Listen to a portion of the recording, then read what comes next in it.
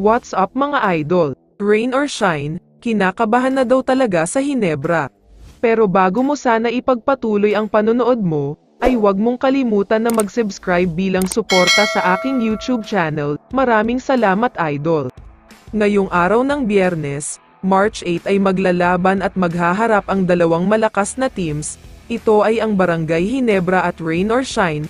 First game pa lang ng Hinebra ito at ikatlong laban naman ng Rain or Shine. Ang Ross ay naghahanap ng kanilang unang panalo, dahil 0-2 ang win-loss record nila ngayon. Nakakapanghinayang para sa kanila dahil 2-0 na dapat sila ngayon, kung hindi lang sila minalas sa endgame ng dalawang laban nila. Kaya naman dapat maghanda ng husto ang Barangay Hinebra dito, dahil gutom na gutom talaga ang Rain or Shine na makakuha ng kanilang unang panalo, at confidence booster din ito dahil isang powerhouse team ang tatalunin nila. Sa kabilang banda naman, ito pa lang ang unang laban ng Hinebra para sa conference na ito, kaya mukhang dapat nating asahan na medyo malamig pa ang kamay ng mga players, dahil mahigit 1 month din ang naging pahinga nila. Ayon kay Coach Yeng, masaya daw siya dahil makakalaban nila ang Hinebra sa first game ng mga ito, kaya malaki ang chance na medyo nangangalawang pa ang mga players ng Hinebra, kaya dapat daw sulitin ang pagkakataon na ito. Pero kahit ganon ay hindi pa rin daw pwedeng magpakampante ang Rain or Shine, dahil isang championship contender ang Hinebra at hindi maipagkakaila na powerhouse team ang mga ito kaya sobrang dangerous daw silang kalaban. Medyo kinakabahan na nga daw si Coach Yeng dahil hindi niya alam kung anong baon na mga strategy ni Coach Team.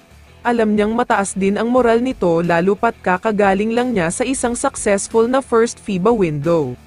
Umaasa si Coach Yeng na sana daw ay maganda ang ipakita ng mga players niya, dahil bago talunin ang isang napakalakas na team ay kailangan ng almost perfect game, kaya sana daw ay mabigyan niya ng magandang laban ang Hinebra.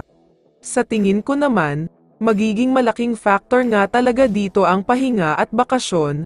Fresh legs ang Barangay Hinebra pero siguradong nangangalawang pa ang mga kamay nila, kaya medyo disadvantage na agad ito. Ang Rain or Shine naman ay nakakadalawang laban na.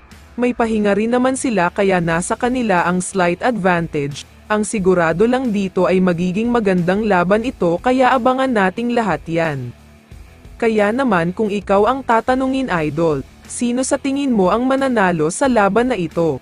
I-comment mo naman ang sagot mo sa tanong na ito. So dito na nagtatapos ang video na ito. Maraming salamat sa pagsuporta at panonood mga idol. Ingat at bye-bye.